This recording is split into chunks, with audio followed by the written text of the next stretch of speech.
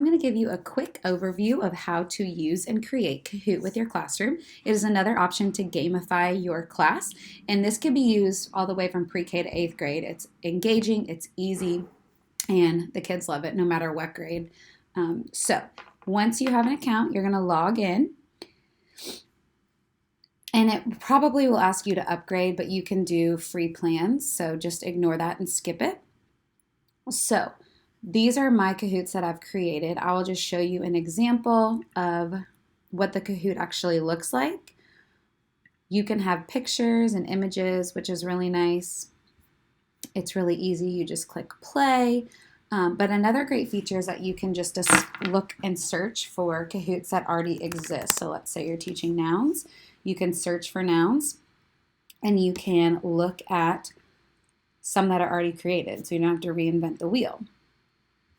If you wanted to use it and change it, it's really simple to do. You would just duplicate it, and it adds it to your Kahoots, and then you can delete answers, change them once you go to the edit mode.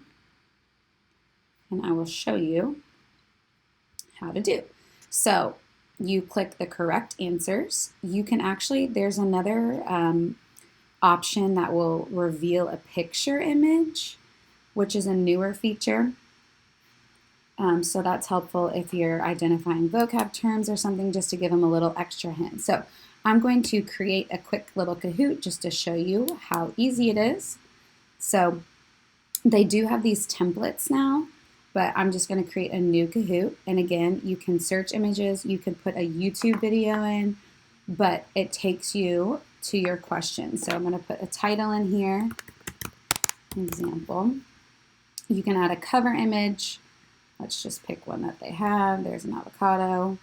You can change it to certain folders, and you can have a description, make it visible to everyone or just you. And this is where you could put a video link in.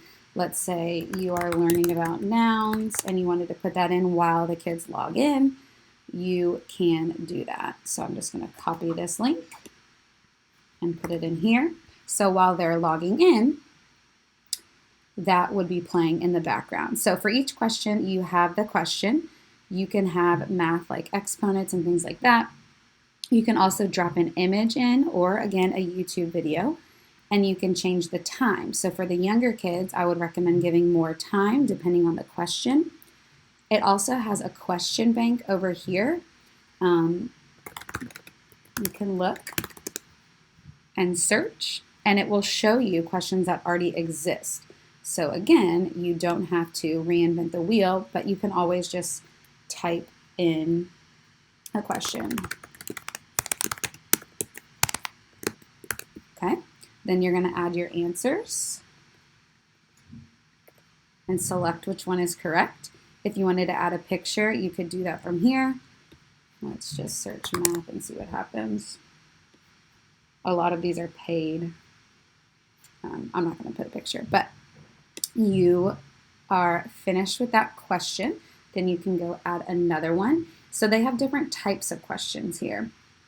The first one was just a regular quiz question. You can do true or false. You can have an open-ended question where they type in the answer. These are the paid versions. I think it's like $3.99 or $4.99 a month if you wanted. I've never seen the use for that, so I just go between these two. So I'm going to add another question.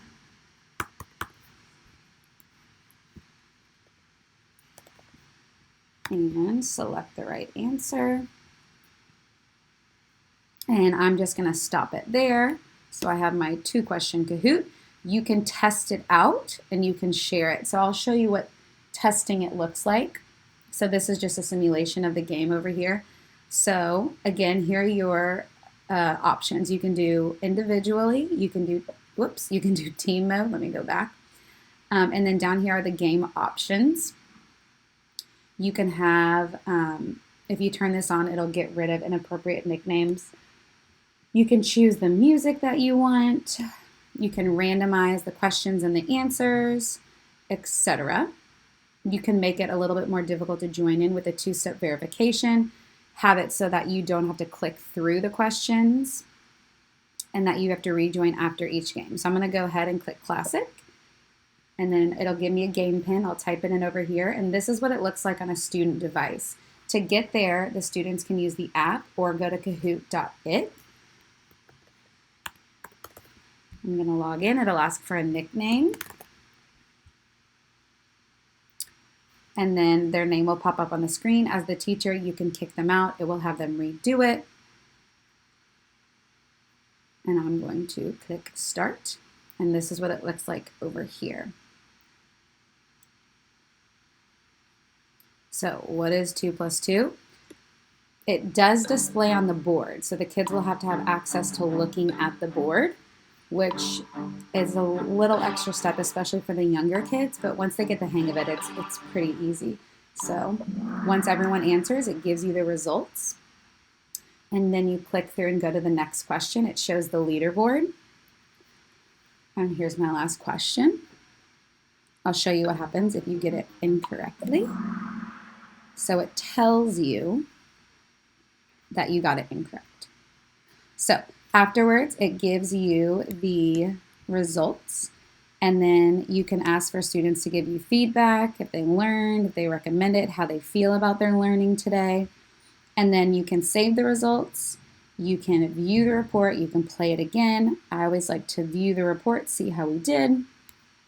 And it shows you the hardest question, that's the upgraded version, but you can look through and see how many got each question right, how long it took them. So you can get pretty detailed reports with Kahoot. So again, this is a really good tool to use, especially with the younger kids. It's engaging. It's a great way to review. You don't have to reinvent the wheel. I recommend just searching for Kahoots that already exist because there are hundreds of thousands on here. I mean, even something like Christmas or math facts, nouns, science, literally anything. It's a great way to gamify your classroom and get kids engaged. Let me know if you have any questions. Don't forget to fill out the form for PD, and I would love to help you implement this.